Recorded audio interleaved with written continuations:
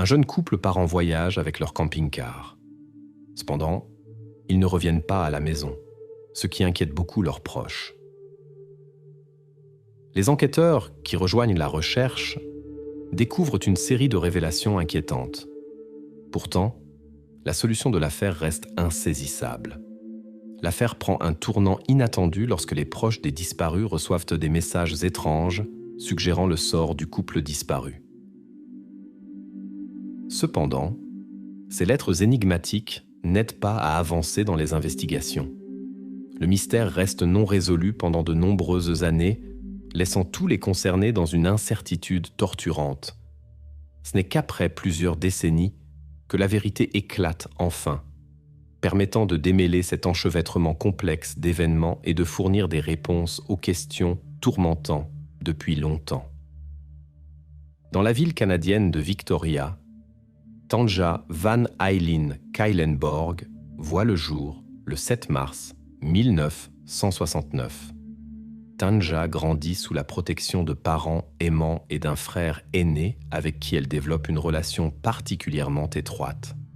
Dès son plus jeune âge, Tanja montre un amour sincère pour les animaux, ce qui influence plus tard ses rêves d'une future carrière de vétérinaire.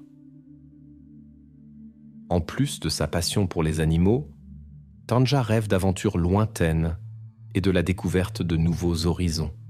Cette envie de voyager se renforce après un voyage à Paris avec une amie d'école. C'est précisément à ce moment-là que Tanja décide fermement de consacrer du temps après l'obtention de son diplôme pour explorer différents coins du monde.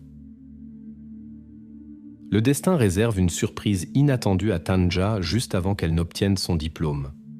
À 18 ans, elle rencontre Jay Cook, un jeune homme qui fréquente la même école mais qui est de 2 ans son aîné. Leur rencontre se transforme en une relation romantique après que Jay ait obtenu son diplôme.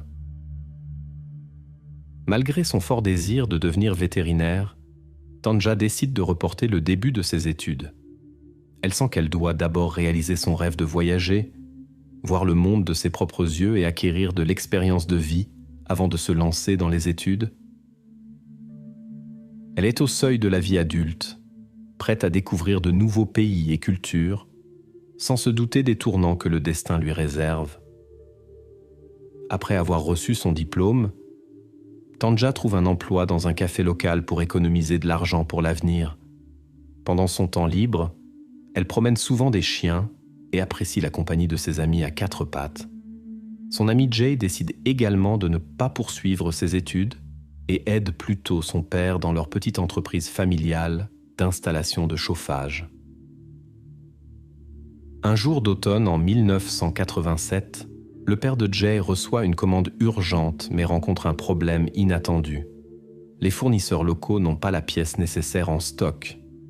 Le lieu le plus proche où elle est disponible est Seattle, dans l'État de Washington.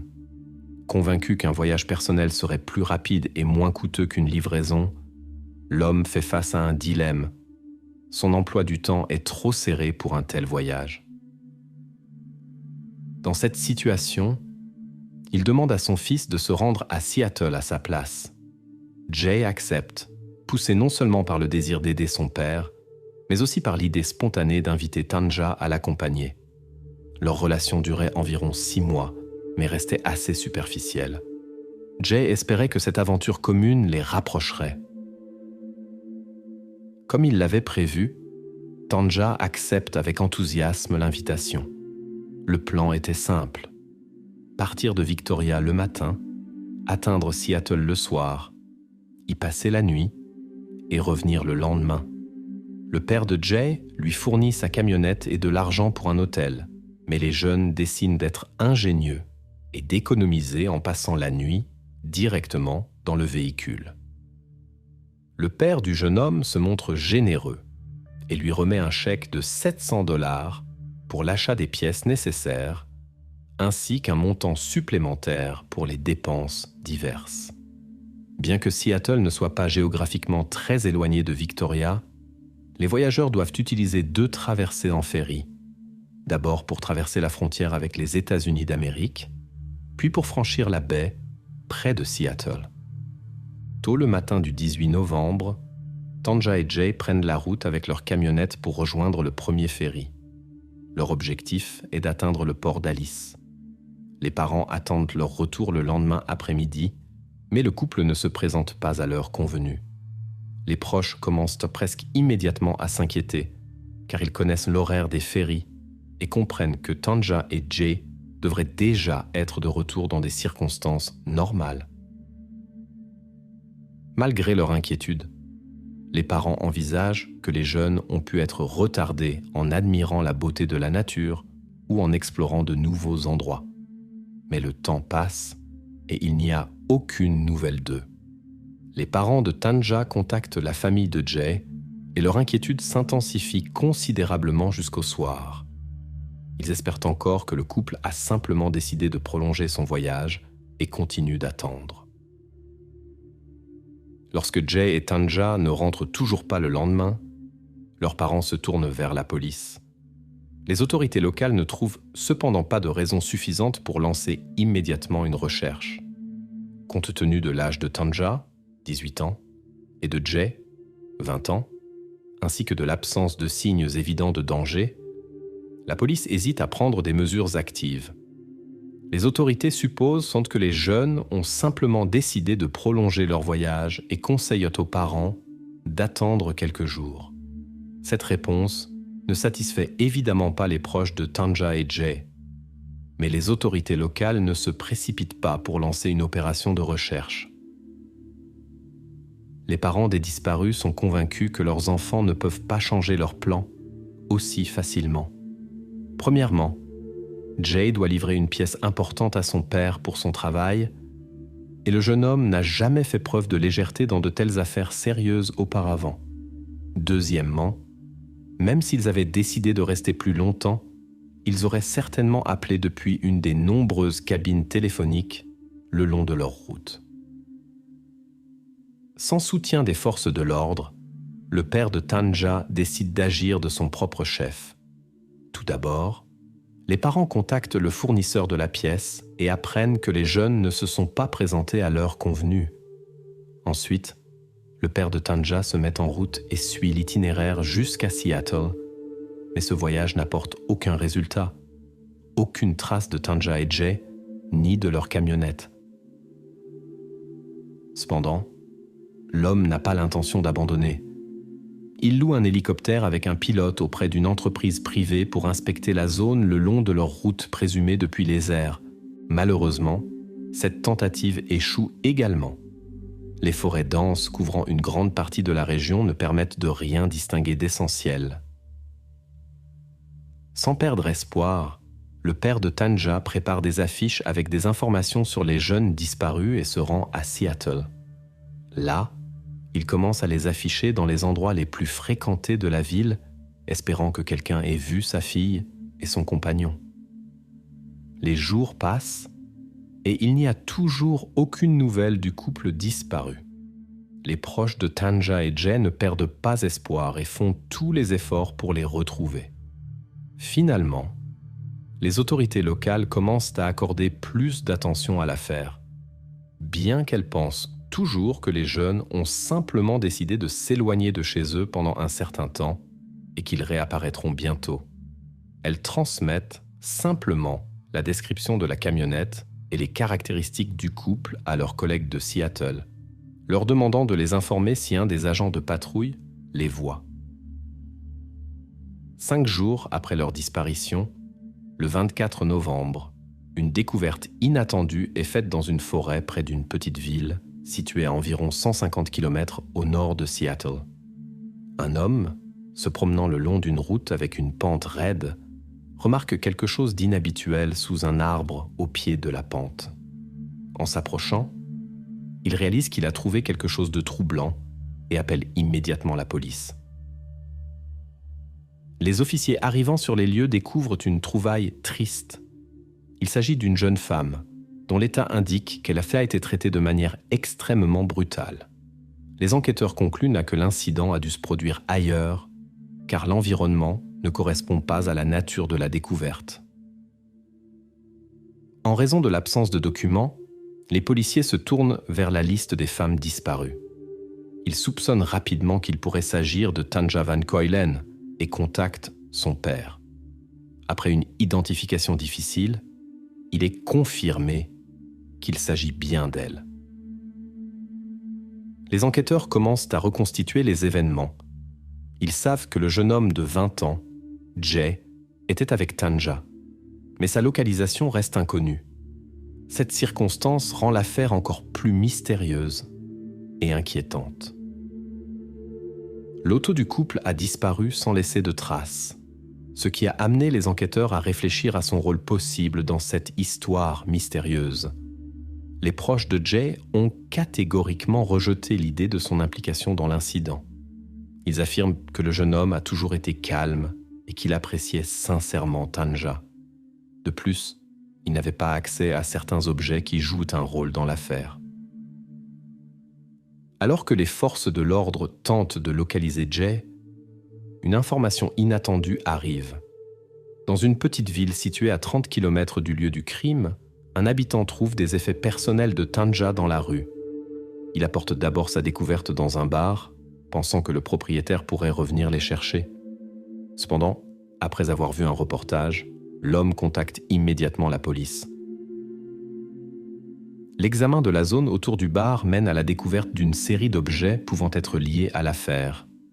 Parmi eux se trouvent des éléments en plastique, des gants en caoutchouc et une boîte au contenu particulier. La découverte la plus importante est toutefois une camionnette garée à proximité, la même que celle avec laquelle Tanja et Jay voyageaient. L'état de l'intérieur du véhicule suggère que quelque chose d'extraordinaire s'y est produit. Malgré le désordre apparent, les enquêteurs réussissent à trouver quelques indices importants. De nombreux reçus pourraient aider à reconstituer l'itinéraire du couple, et un billet de ferry indique qu'ils ont atteint leur destination prévue. Les enquêtes sur la disparition mystérieuse de Tanja et Jay prennent des tournures inattendues. Les enquêteurs découvrent que l'appareil photo de Tanja qu'elle avait emporté en voyage manque dans le camping-car. Cela suggère que quelqu'un a pu le prendre pour des raisons inconnues. À l'intérieur du véhicule, les techniciens en criminalistique trouvent des traces qui pourraient éclaircir le mystère. Les échantillons sont envoyés au laboratoire pour analyse. À cette époque, l'analyse de l'ADN commence à peine à être utilisée en criminalistique, mais elle a déjà aidé à résoudre certains cas. Le laboratoire de Seattle mène une enquête et identifie du matériel génétique de 3 personnes, Tanja et 2 hommes inconnus. L'absence d'une base de données ADN unifiée au FBI rend l'identification de la 3e personne difficile sans comparaison directe. Ces découvertes amènent les enquêteurs à reconsidérer le rôle de Jay dans l'incident.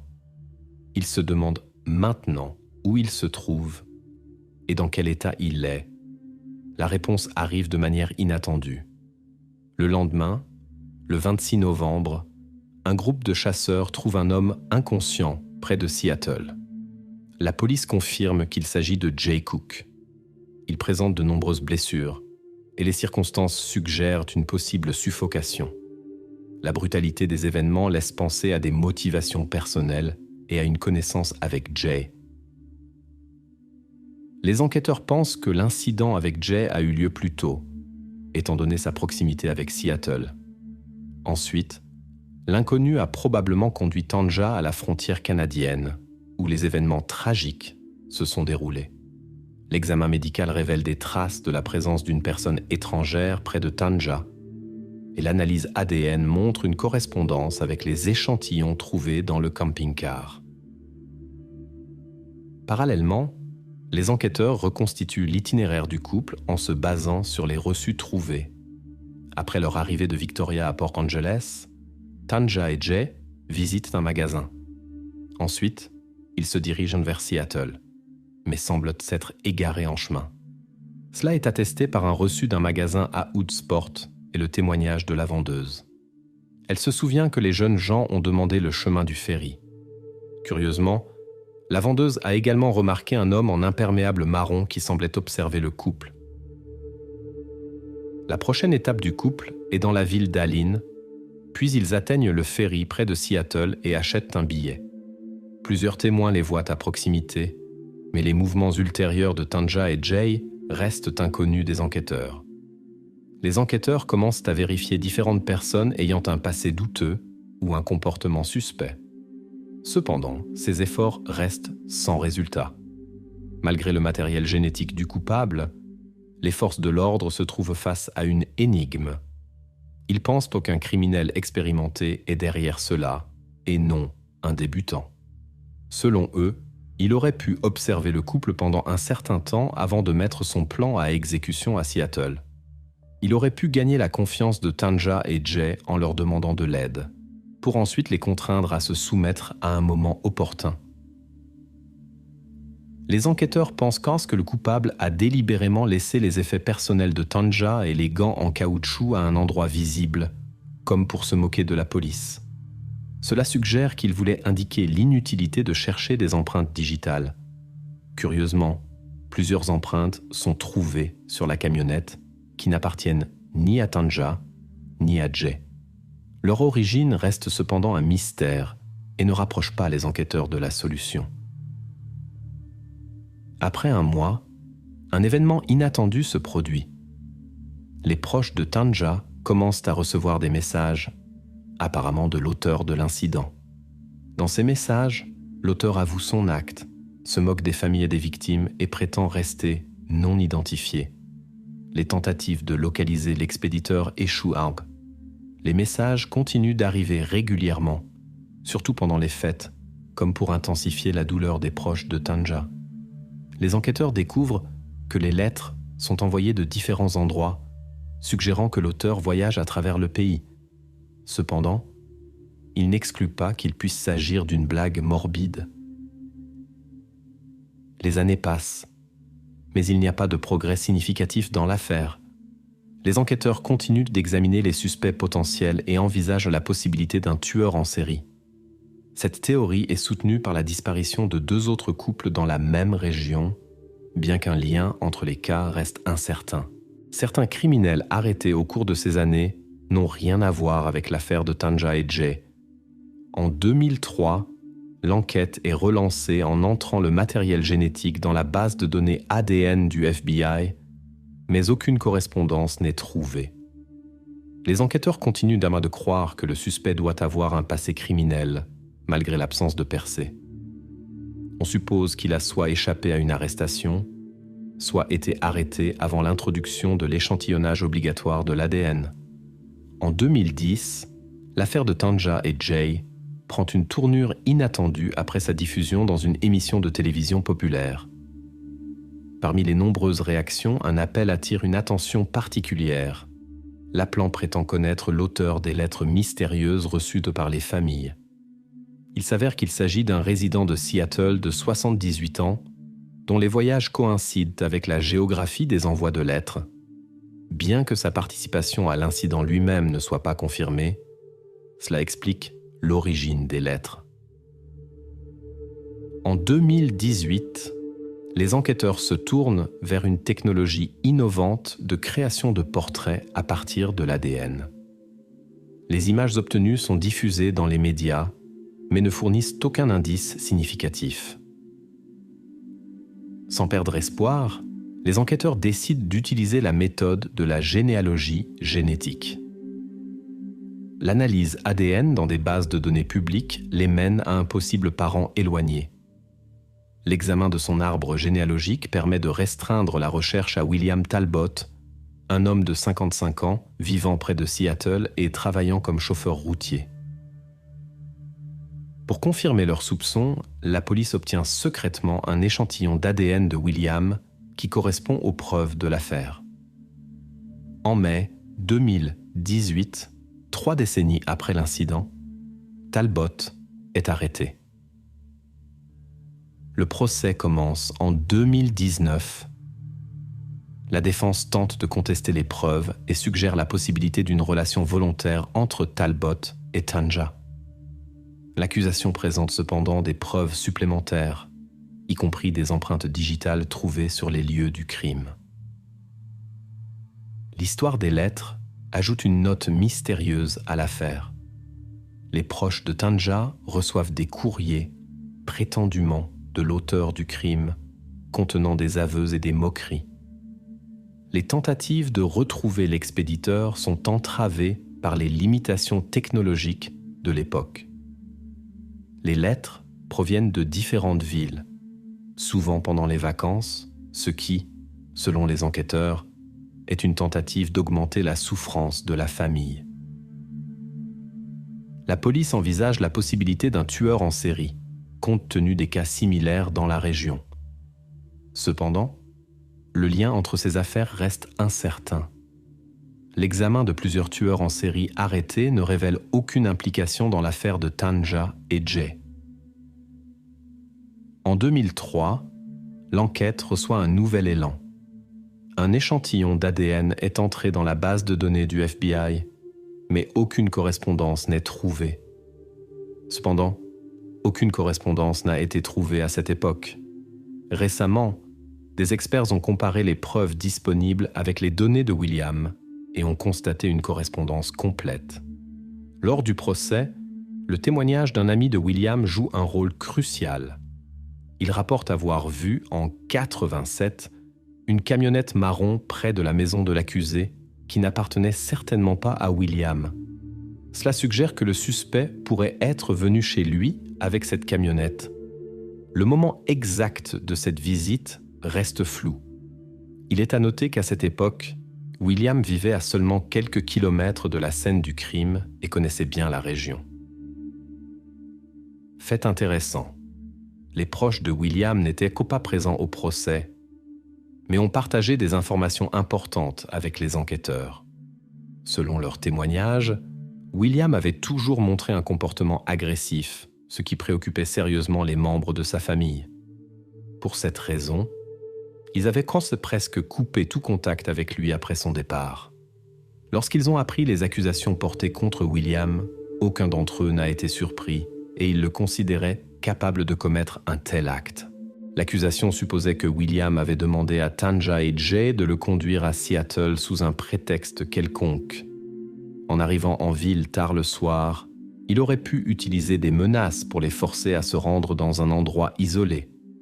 Ensuite, selon la théorie des enquêteurs, des incidents tragiques se sont produits à différents endroits. Plus tard, les affaires de Tanja et la camionnette ont été retrouvées dans une autre ville. Pendant 30 ans, William était resté hors de portée des autorités. Sans aveu, il était impossible de découvrir plus de détails. Cependant, les preuves disponibles indiquaient clairement l'implication de William. Le procès s'est terminé en juin 2019 et William a été reconnu coupable. Il a été condamné à 2 peines de réclusion à perpétuité sans possibilité de libération anticipée. Il est remarquable que ce soit le premier cas où la généalogie génétique a conduit à un tel verdict. Après le procès, des complications inattendues sont survenues. Les avocats de William ont fait appel, ce qui a pris plusieurs années. Ils ont affirmé que les jurés avaient traité l'accusé de manière partiale, violant ainsi ses droits constitutionnels. En 2021, un juge a annulé le verdict et William aurait pu avoir la possibilité d'un nouveau procès.